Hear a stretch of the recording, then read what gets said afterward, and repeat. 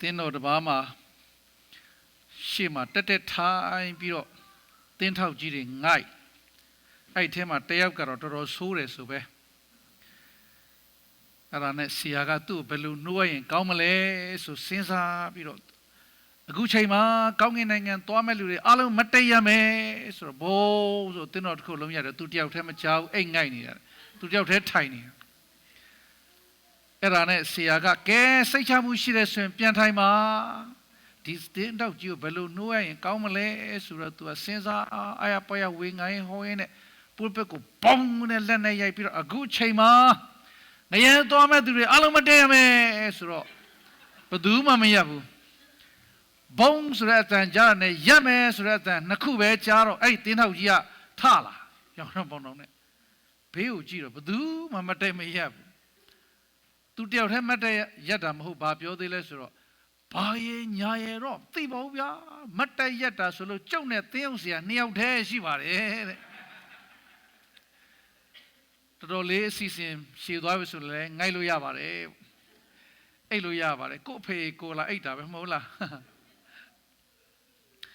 အားလုံးပဲကျေးဇူးတော်မင်္ဂလာပါ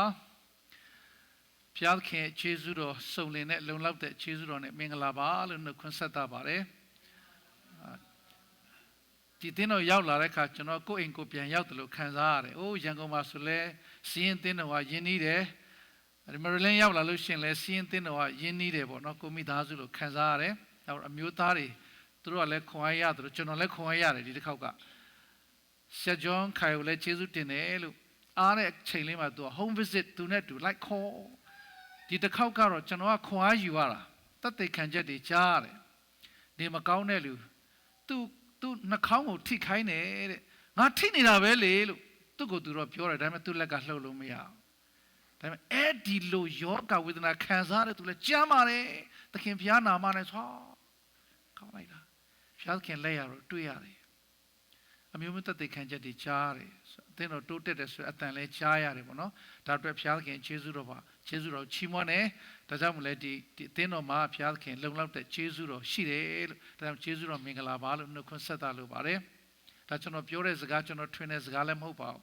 လွန်ခဲ့တဲ့နှစ်ပေါင်းများစွာကလေးကဆာလန်ဆရာကြီးကဒီလိုပဲဝန်ခံတာပါအတူတူဝန်ခံရအောင်ကျေးဇူးတော်မှတပါအခြားသောမင်္ဂလာသည်အကျွန်ုပ်၌မရှိပါအာမင်အာမင်ဟာလေလုယာဟာလေလုယာကျွန်တော်ဒီအသင်းတော်ရောက်လာတော့ကျွန်တော်များအသင်းတော်မှားရောက်နေသလားပေါ့ထင်ရတာဟာလေလုယာဟာလေလုယာသိခွန်ရစရာကောင်းတယ်အသင်းတော်တစ်ပါးမှာတော့ဟာလေလုယာအာမင်ဟာလေလုယာအာမင်ဆရာမေးတယ်ဟာလေလုယာဆိုတာဘာလဲဘယ်သူမှမဖြေဘူးအဲ့တော့လူငယ်တယောက်ကထလိုက်အာမင်ကလိုက်ပွဲပါဆရာတဲ့အာမင်လိုက်ပွဲမဟုတ်ပါဘူး hallelujah praise the lord ဆိုတော့ amen ငါတို့တူတူကချီးမွမ်းကြမယ်အခါကျကျွန်တော်တို့အသင်းတော်တွေကလေ hallelujah amen ကျွန်တော်တို့မဆိုင်တယ်လို့ပဲကျွန်တော်တို့သင်းအုပ်ဆရာကဆရာရောဘတ်ထောင်းလေဆိုကျွန်တော်တို့ချင်းနဲ့နှစ်ချင်းနဲ့အတူတူပဲတဲ့မကောင်းတာမှန်တယ်များချင်းတွေကယူထားလိုက်တာတဲ့ကောင်းတာမှန်တယ်များသူများကိုပေးလိုက်တာတဲ့သူကပြောသေးတယ်6 လလောက်မွေးလို့မှလက်သီးဆုပ်လောက်ကမတက်တဲ့ဝက်ကိုချင်းဝက်လို့ပြောတယ်6 လလောက်မွေးတယ်လက်သီးဆုပ်လောက်ကမတက်လာအဲ့ဒါချင်းဝက်တဲ့သူအတီးတလုံးလုံးအစီပဲရှိတဲ့တရတီးကိုချင်းတရတီးလို့ပြောတယ်ကောင်းတာဆိုလို့ရှိရင်သူများပေါ့ American jet တို့ American တရတီးတို့ဘာလို့ပေးလိုက်တာလဲငါတို့နှစ်ချင်းနေလဲဒီလိုပဲဟာလေလုယာသွားအေဂျီအာမင်သွားဟိုတခြားသင်းတော်ပေါ့လေငါတို့တွေကဘာမှမကြံတော့ဘူးတဲ့ဒါကြောင့်မို့ကျွန်တော်အသင်းတော်ကိုချင်းနဲ့တင်းတော်လို့သူများပြောတယ်ချင်းနဲ့ချင်းတင်းတော်ချင်းနဲ့ချင်းတင်းတော်တဲ့သူကဘုရားခင်ကျေးဇူးတော်ချီးမွမ်းပါတယ်လို့ဒီနေ့ကျွန်တော်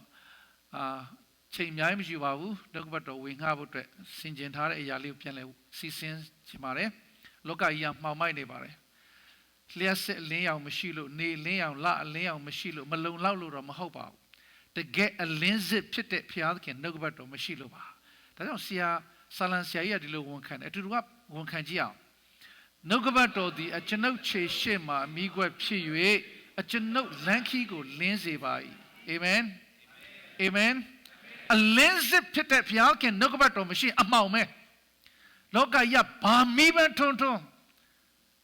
ဘာမီးပဲတုံအလင်းစစ်ဖြစ်တဲ့နှုတ်ကပတ်တော်ကျွန်တော်ထဲမှာရှိဖို့လိုတယ်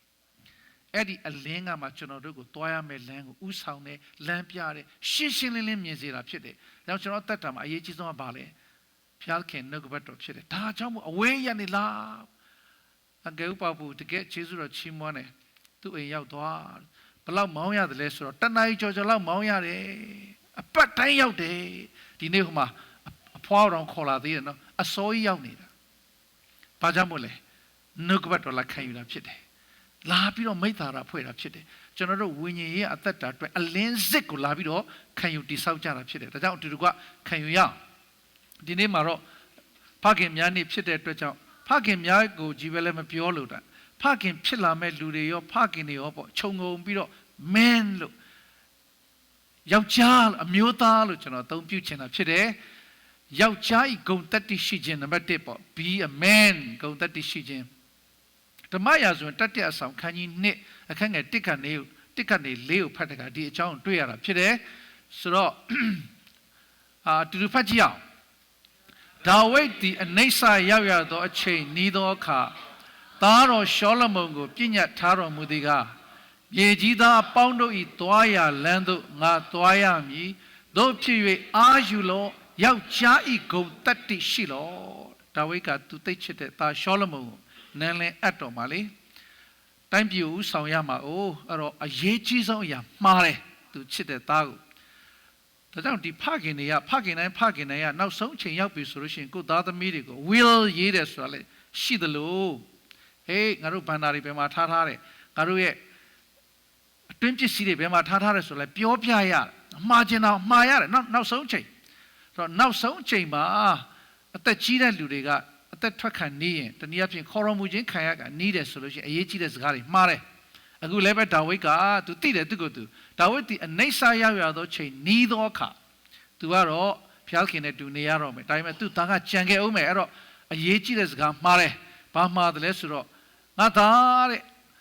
အားယူပါ be strong ပြီးတော့ယောက်ျားဤဂုဏ်တတ္တိရှိပါ be a man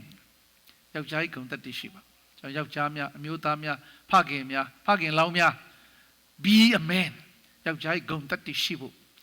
ယောက်ျားဤဂုဏ်တတ္တိရှိပါ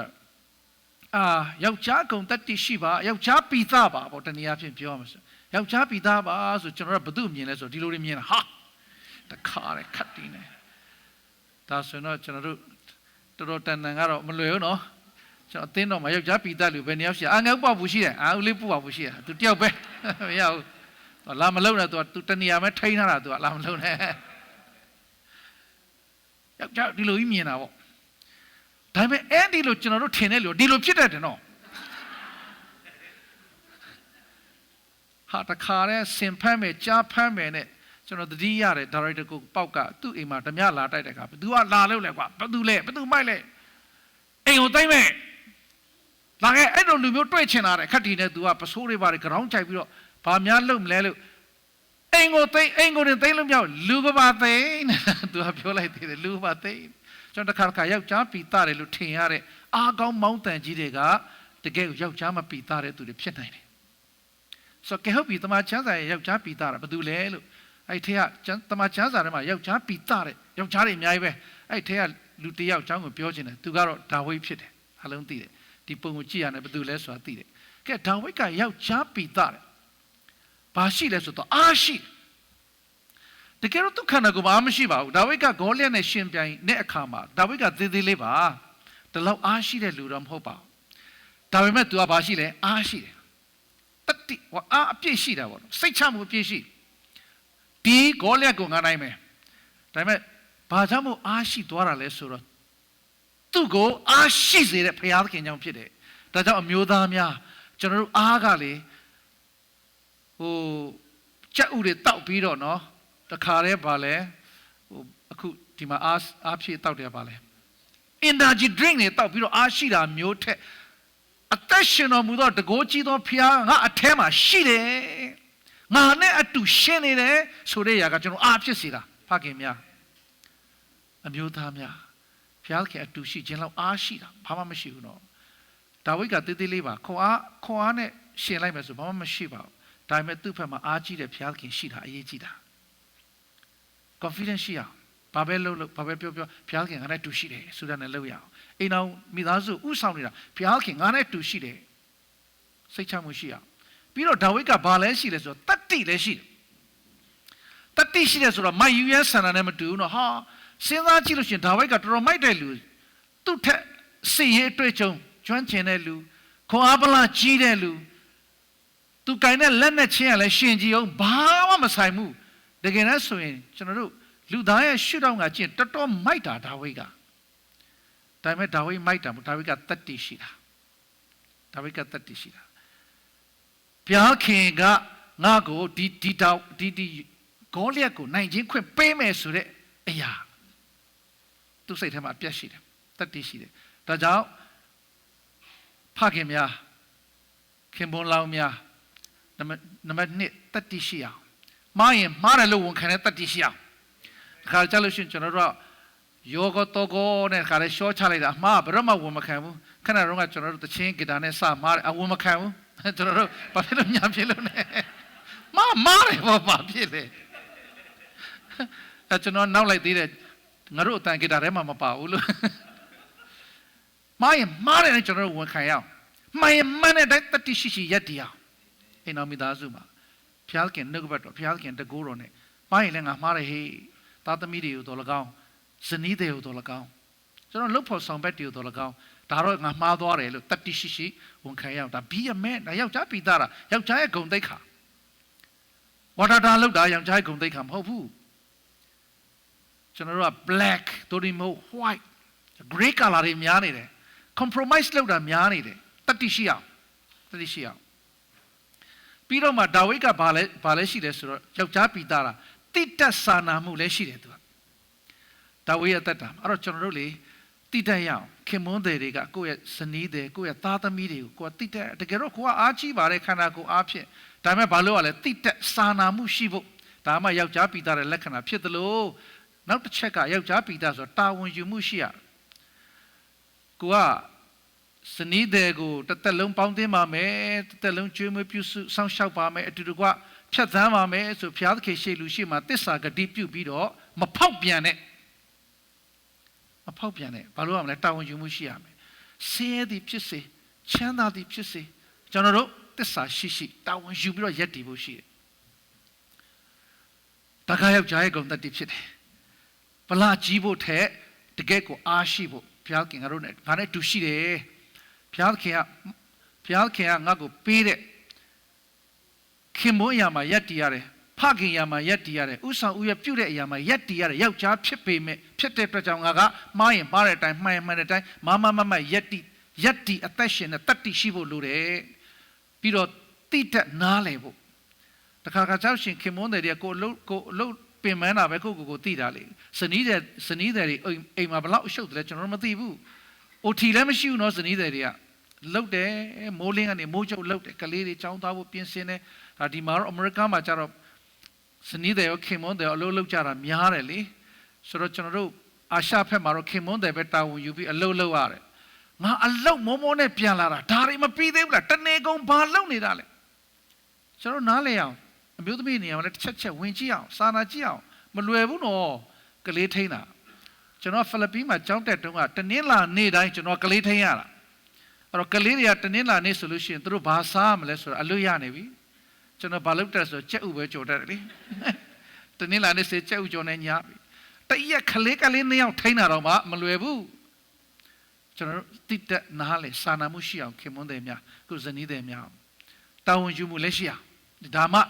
be a man ယောက်ျားဂုဏ်သိက္ခာရှိတာဖြစ်တယ်ယောက်ျားရဲ့တတ္တိရှိတာလည်းဖြစ်တယ်လို့ဒါက be a man အဲ့လိုဂုဏ်သိက္ခာနဲ့ပြည့်စုံတဲ့ယောက်ျားတစ်ယောက်ဖြစ်တာကောင်းပါတယ်ဒါပေမဲ့အဲ့ဒီထက်တစ်ဆင့်တက်ပြီးတော့ယောက်ျားကောင်းပြီးသားဖို့လည်းလိုတယ် be a good man ခဏကတော့ be a man ယောက်ျားဂုဏ်သိက္ခာရှိတယ်ပို့ပြီးတော့ယောက်ျားကောင်းတစ်ယောက်ဖြစ်ဖို့လည်းအရေးကြီးပါတယ်ဆိုတော့ယောက်ျားကောင်းတွေအများကြီးရှိတဲ့အထဲမှာတမန်ကျမ်းစာရဲ့ကျွန်တော်ယောသက်ကိုပြောခြင်းတယ်သစ္စာရှိတဲ့သူယောက်ျားဒီယောက်ျားကောင်းတစ်ယောက်ကခင်မွန်းတဲ့ကောင်းတစ်ယောက်ယောက်ျားကောင်းတစ်ယောက်ဆိုတာသစ္စာရှိသောယောက်ျားဖြစ်တယ်ဘယ်မှာသစ္စာရှိတယ်လဲလို့မေးရင်သူ့အလုံးမှာသစ္စာရှိတယ် ယောသတ်ကိုသူ့အကိုတွေကအေဂုတုပြည်ကိုအလုတ်လုတ်ဖို့လွတ်လိုက်တာမဟုတ်ဘူးရောင်းစားလိုက်တာရောင်းစားလိုက်တယ်ဆိုတော့ဝယ်တဲ့သူကကျွန်အနေနဲ့ဝယ်တာကျွန်အနေနဲ့အသုံးပြုဖို့ဝယ်တာခိုင်းဖို့ဝယ်တာအဲ့တော့ तू ပထမဆုံးလုပ်ရတဲ့အလုပ်ကဘာလုပ်ရတယ်လဲဆိုရင်အဲ့ဒီတိုင်းပြည်မှာအခုလိုကတ်တရားလိုင်းခင်းထားတာမဟုတ်ဘူးအေဂုတုပြည်မှာဖုန်နေနဲ့နေရာလဲပူတယ်အဲ့တော့အိမ်တိုင်းမှာအိမ်အဝင်ဝမှာ6တော့ဆေးတဲ့နေရာရှိတယ်6တော့ဆေးတဲ့ဇလုံရှိတယ်ဘေးမှာတပည့်ရှိတယ်6အောင်တော့ရတယ်ဝင်လာသမျှဧည့်သည်အိမ်ရှင်ကိုဖုန်နေကပ်ပါလာတဲ့6တော့ကိုတိတိကျကျကင်ပြီးဆေးပေးရတယ်ယောသတ်ကပထမဆုံးအဲ့ဒီအလုပ်စလုပ်ရတယ်သူများတွေက6တော့ကိုကင်ရတယ်ဒီအလုပ်လုပ်တာသိသိငယ်စရာကောင်းတာပဲကျွန်မဲလက်စားလည်းမရပါဘူးဒါပေမဲ့သူဆေးသမျှ6တော့ကိုပြောင်းနေအောင်ဆေးပြီးတော့6နေအောင်သူပြီးတော့စေတနာပါနဲ့လုပ်အဲ့တော့အိမ်ရှင်ဖြစ်တဲ့ပေါတိဖာကြည့်ပြီးတော့ဟာဒီကျွန်ကတော့အလုပ်လုပ်တာအလုပ်ပေါ်မှာကောင်းကောင်းလုပ်တယ်သစ္စာရှိတယ်ဆိုပြီးတော့သူ့ကိုယာဒူးတိုးပေးလိုက်တယ်ဒါတမန်ကျမ်းစာထဲမှာပါတော့မဟုတ်ဘူးနော်သူ့တိုင်းပြည်မှာလုပ်ရတဲ့အလုပ်အစဉ်တိုင်းပြောပြတာကဲယောသတ်ရေမင်း6တော့မဆေးနဲ့တော့အိမ်မှာတန့်ရှင်းလုပ်တော့တပြက်စီကိုင်းတန့်ရှင်းလုပ်အိမ်အတွင်းပြင်တန့်ရှင်းနဲ့တိတ်တိတ်ချာချာစေတနာနဲ့လုပ်တာငါကျွန်တယောက်ဖြစ်တဲ့တော့ငါဆိုတာမျိုးမဟုတ်ဘူးသူ့အိမ်လို့သူလုပ်တယ်သူ့အလုပ်ပေါ်မှာသူသစ္စာရှိအိမ်ရှင်ကဝင်လာတဲ့စိတ်ချမ်းသာမယ်အဲ့တော့အခုတစ်ခါကျွန်တော်ရောက်တဲ့အိမ်နေလိုက်လေတဲ့အိမ်နေနဲ့ဝင်လိုက်တာနဲ့တော်တော်လေးစိတ်ချမ်းသာတယ်သူ့နေရာလေးနဲ့သူတန့်ရှင်းဆရာကျောင်းကလည်းပြောတယ်အိမ်ကဆေးတုပ်ထားသလားလို့ဟိုတစ်ခါကျွန်တော်လာတဲရတယ်မတူပါလားပေါ့ပို့ပြီးတော့တန့်လာတယ်နေရထိုင်ရတာဝင်ထွက်တာအကုန်တန့်ရှင်းလေးဖြစ်ယောသတ်ကလည်းသူ့အိမ်ကိုတန့်ရှင်းတိတိကျကျလှုပ်ထားတာဝင်တဲ့တူတူစိတ်ချမ်းသာအိမ်ရှင်လည်းစိတ်ချမ်းသာအဲ့တော့ယောသတ်ရေမင်းတပြက်စီမလဲနဲ့တော့မင်းတာလီစရေးလုပ်တော့စရေးတင်လိုက်ပြီတော့သူ့အလုပ်ကိုသူလုပ်တဲ့အလုပ်ကိုတိတိကျကျသစ္စာရှိလုပ်တော့သူကအခုတော့စရေးဖြစ်သွားပြီပထမ6ရောက်ကိုင်းနဲ့ဒုတိယတပြက်စီးကိုင်းနဲ့အခုတော့ဘောပန်ကိုင်းနေပြီဖောင်တိန်ကိုင်းနေပြီစရေးနေအတိအကျအဝင်အထွက်အကုန်လုံးလို့ပေါတိပါစီဝိုင်းလုပ်တဲ့အခါမှာနေမအားညမှာအလုပ်အတွင်းအပြင်ကောင်းကြီးမင်္ဂလာနဲ့ပြည့်လာတယ်တဲ့ယောသတ်ရှိတာနဲ့အဲ့တော့ယောသတ်ကိုသူသခင်ဖြစ်တဲ့ပေါတိပါကစိတ်ချပြီးတော့ကဲဟုတ်ပြီယောသတ်ရေတဲ့မင်းတာလီစေးလည်းမလုပ်နဲ့တော့တဲ့အခုငါမိန်းမကလွဲပြီးတော့မင်းအကုန်အုပ်တော့မိန်းမတော့အုပ်မခိုင်းဘူးပဲသူနှမျောပုံပေါ်တယ်ငါမိန်းမကလွဲပြီးကြံတာမင်းလက်ထဲမှာပဲဟေးကြည်စမ်းအခုတော့ယောသတ်လက်ထဲမှာဘာရောက်သွားပြီလဲအာနာရောက်သွားပြီစီးစိမ်နဲ့ရောက်သွားပြီသူလှုပ်တဲ့အလုပ်ကိုသစ္စာရှိချစ်တော်အမျိုးသားများအားပေးခြင်းနဲ့တင်ပါပဲလှုပ်သစ္စာရှိလို့ရကိုယ်အလုပ်ပေါ်မှာသစ္စာရှိအောင်ဟာငါဒီလောက်ပဲရတာဒီလောက်နဲ့တန်အောင်ပဲငါလုပ်မယ်ဆိုတာထက်တင်တို့ဒီစားတော်၎င်းတောက်တော်၎င်းမြည်သည့်အမှုကိုပြုတော်၎င်းသခင်ဖျားရဲ့ဘုန်းတော်ထောက်ကြဖျားခင်အမှုတော်ကိုဆောင်ရွက်တဲ့ကဲ့သို့ပြုကြလောလို့ပြောတာဒါကြောင့်ကျွန်တော်အလုပ်ပေါ်မှာသစ္စာရှိသောယောက်ျားကောင်းဖြစ်ဖို့နှိုးဆော်ခြင်းနဲ့အားပေးခြင်းနဲ့ဒါမှမဟုတ်ဘာပေါ်မှာသစ္စာရှိလဲအခုတော့ယောသတ်လက်ထဲမှာပစ္စည်းဥစ္စာရောက်လာပြီဘန္နာတွေသူထိန်းရတာတအိမ်လုံးရဲ့ပတ်စံသူ့ရှိမှာဟာငါတနေ့ကြလို့ရှိရင်အိမ်အောင်ပြည့်အောင်မှာပဲဆိုတော့ငါနည်းနည်းလေးတော့ငါအကောင့်ထဲကိုလွှဲထည့်ထားလိုက်အောင်မလုပ်ဘူးကျွန်တော်တို့ပြည်နန်းမှာနေတော့ကဆက်ဂျွန်လည်းမှတ်မိလိမ့်မယ်ဆက်ဂျွန်ခိုင်လည်းမှတ်မိလိမ့်မယ်တီနာဆိုတာရှိတယ်တရုတ်မှာလေတီနာတို့သူတို့တကယ်ချင်း2ယောက်ရှိတယ်အဲ့ဒီတရုတ်မလေးကသူ့အလုပ်မှာသစ္စာရှိကြိုးကြိုးသားသားရိုးရိုးသားသားကြိုးကြိုးဆာဆာလုပ်တဲ့အတွက်ကြောင့်တထေးကသူ့ဆိုင်မလာတော့အကုန်လုံးသူ့လက်ထဲမှာအပ်ထားတာပတ်စံသူကိုယ်တိုင်ကဲရတယ်လူတွေကိုသူကိုယ်တိုင်ဥဆောင်ရတယ်သူကိုယ်တိုင် manage လုပ်ရတယ်ဘာကြောင့်ဆိုတော့ဒီအမျိုးသမီးလေးကသူ့အလုပ်ပေါ်မှာသစ္စာရှိလို့တထေးရဲ့ပတ်စံပေါ်မှာလည်းသစ္စာရှိတစ်ချက်တစ်ပြားမှမပြောက်ရအောင်ဆိုတော့အလွဲသုံးစားမလုပ်ဘူးဒီနေ့ကျွန်တော်တို့အမျိုးသားများလူတိုင်းပတ်စံဝင်တယ်လူတိုင်းပတ်စံရတဲ့အလုပ်လုပ်ကြတယ်ဒါပေမဲ့ကျွန်တော်တို့ရဲ့ဘန္နာပေါ်မှာသစ္စာရှိရလားဘယ်နေရာတွေမှာသုံးနေတာလဲအိမ်တော်မိသားစုရဲ့လိုအပ်တဲ့နေရာမှာသုံးနေတာလားသို့မဟုတ်ကိုကြိုက်တဲ့နေရာမှာကိုသုံးနေတာလားကျွန်တော်တို့ဘုရားခင်ကျွန်တော်လက်ထဲမှာအပ်ထားတဲ့ဘန္နာဘုရားခင်အမှုတော်အတွက်လည်းအသုံးပြုဖို့လိုအပ်တယ်ဘုရားခင်နိုင်ငံတော်အတွက်လည်းအသုံးပြုဖို့လိုအပ်ကိုမိသားစုအတွက်လည်းသစ္စာရှိအသုံးပြုဖို့လိုအပ်တယ်ယောသတ်ဘန္နာပိုင်းဆိုင်ရာမှာလည်းသစ္စာရှိတယ်နော်ဘာမှသစ္စာရှိသေးလဲကျင်ရလို့ခေါ်တယ်အမျိုးသမီးကိစ္စမှာလည်းသစ္စာရှိတယ် ဒီကိစ္စထိလွယ်ရှလွယ်ဖြစ်တယ် very sensitive ထိလွယ်ရှလွယ်တိတ်ဆောင်းမခံဘူးအဲ့တော့ရုပ်ကလည်းချောတယ်အလုတ်ကြိုးစားတယ်ရေမုံမလေးရှိတဲ့အခါမှာပေါ်တိဖာရဲ့မိန်းမသူ့သဘောကျတယ်သူနဲ့အတူတူနေဖို့အတွက်အချိန်ချင်းသွေးဆောင်တယ်ဒါပေမဲ့ယောသလုံးဝမလိုက်ရောဘူးသူ့တထေးမကိုမလိုက်ရောဘူးထွက်ပြေးသွားတယ်တိတ်သဘောကျတယ်သူပြောတယ်ဆိုငါကားတဲ့ငါသခင်ရဲ့မိန်းမနဲ့အတူအိပ်ပြီးတော့ဖျားခင်ကမမားနိုင်ဘူးတဲ့ဒီကိစ္စကလူကိုမားတာမဟုတ်ဘူးနော်တဲ့ဖျားခင်ကိုပြစ်မှားတာဖြစ်တယ်ဒါကြောင့်ကျွန်တော်တို့ဘာလုပ်ရမလဲကိုယ့်ရဲ့ဇနီးကိုယ့်ရဲ့ခင်မွန်းအထူးသဖြင့်ယောက်ျား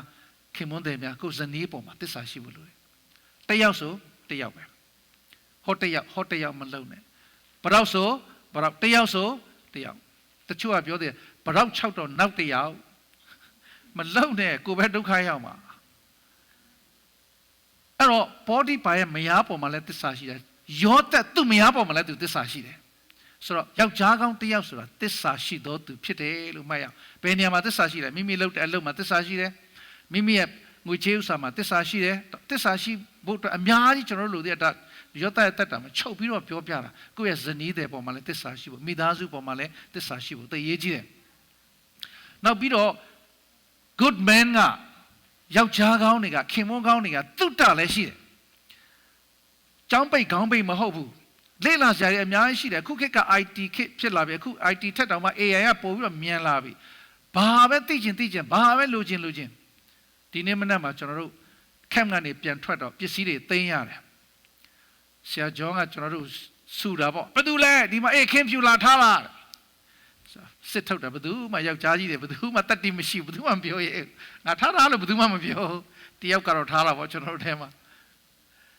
အဲ့ဒါနဲ့ဟိုမှာကင်ပါတယောက်ကဘာလဲဟွာတဲ့ဆက်ဂျွန်ကအဝတ်တွေလျှော်ဖို့ခင်းလျှော်ဖို့အတွက်ဆက်ပြထည့်ရမယ်တဲ့ဘယ်လိုထည့်ရမှာလဲကင်ပါလာပေါင်းပြောပေါင်းဒါဟွာ YouTube မှာကြည့်လိုက်လို့ရှိရင်ရပါတယ်တဲ့ဆက်ပြဘယ်လိုထည့် YouTube မှာကြည့်လိုက်ပါအခုခေတ်ကဒီခေတ်ကျွန်တော်တုတ်တန်ရှိဖို့လိုတယ်နော်ဖခင်တွေကလေးတွေကျွန်တော်တို့ကြော်သွားမှာကလေးတွေကိုဆုံးမခြင်းဆိုကျွန်တော်တို့ကိုယ်တိုင်မရှိရမလဲတုတ်တန်ရှိရမယ်အခြားမြင်ရှိရမယ်စာဖတ်ရမယ်နားထောင်ရမယ်သတင်းတွေလေ့လာစရာတွေအများကြီးကျွန်တော်တို့အမှုတော်ဆောင်တွေကတင်းအုပ်ဆရာတွေကအကုန်သိတယ်ထင်တာသူတို့ကြီးပဲသိတယ်ထင်တာမဟုတ်ဘူးကျွန်တော်မသိတာတွေအများကြီးရှိတယ်ဒါပေမဲ့အတင်းသူတင်းသားတွေကလည်းတင်းအုပ်ဆရာတွေဆိုအကုန်သိတယ်ထင်တာအကုန်တတ်တယ်ထင်တာတခါကလေးမျိုးရောက်တော့ဆရာလေမြန်မောင်းတက်လာတယ်ကျွန်တော်တင်းဦးဆရာဖြစ်လို့လေမြန်မောင်းတက်လာတယ်အကုန်လုံးတက်မယ်သိမတယ်မဟုတ်ဘူးမတက်ဘူးဒါကြောင့်ကျွန်တော်တို့ဗာလဲရှာဖွေရမယ်လေ့လာရမယ်ခင်မွန်းတဲ့ခေါင်းများကျွန်တော်တို့နှလုံးသား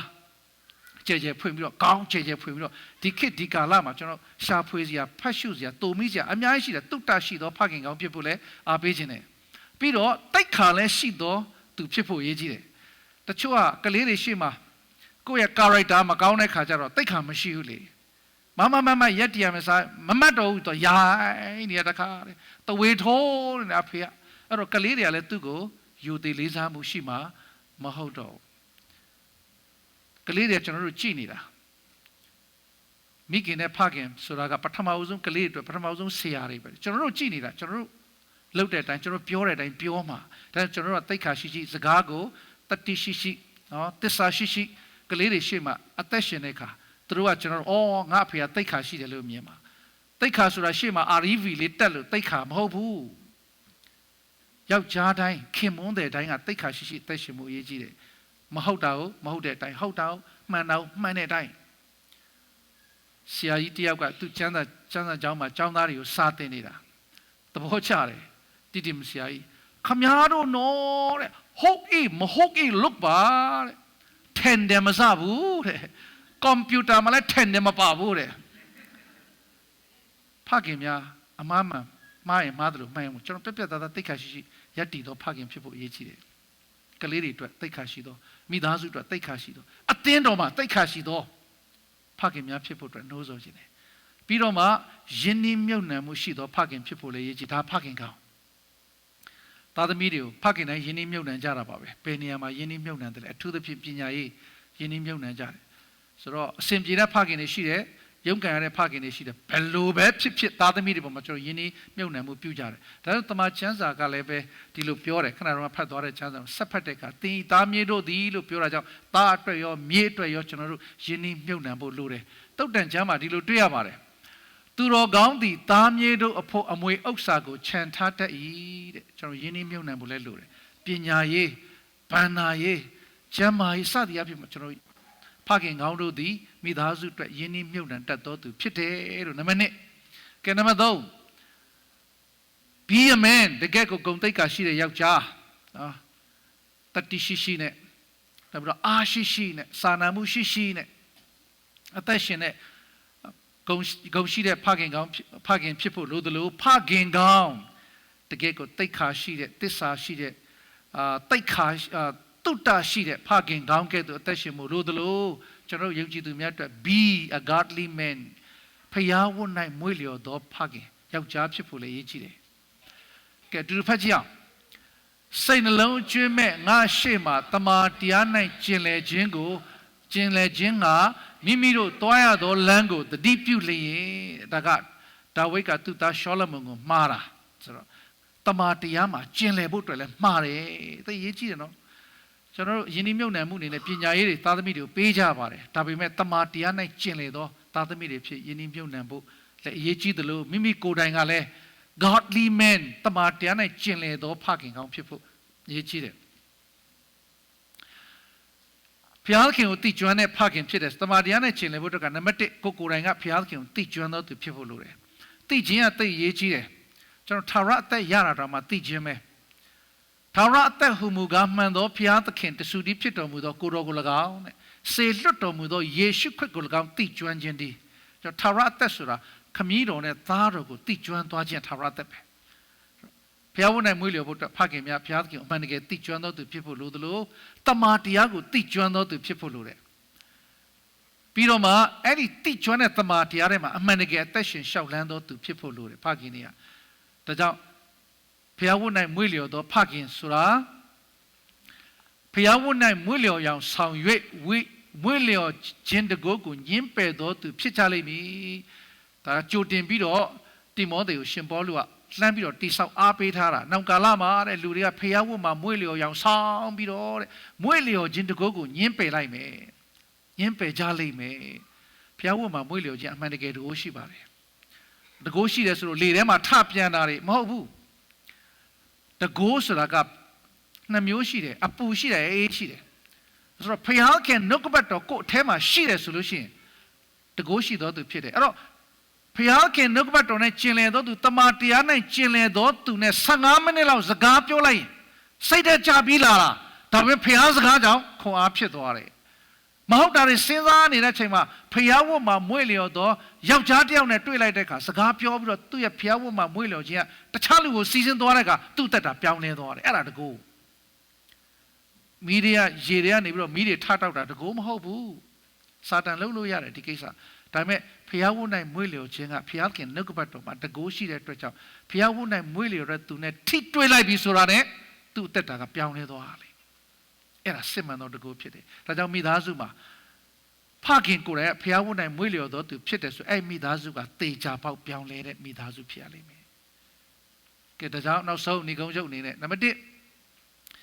ယောက်ျားတို့သည် be a man ယောက်ျားဂုဏ်တတ္တိရှိသောယောက်ျားဂုဏ်တတ္တိရှိသောယောက်ျားဖြစ်ဖို့အရေးကြီးတယ်။အဲ့တော့တတ္တိရှိမယ်။မာရတိုင်းယက်တီဝန်ခံမယ်။နောက်ပြီးတော့အားရှိမယ်။ပြီးတော့မှကောင်းသောယောက်ျားသစ္စာရှိသောတုတ္တရှိသောတိတ်ခါရှိသောယောက်ျားဖြစ်ဖို့နဲ့နောက်ဆုံး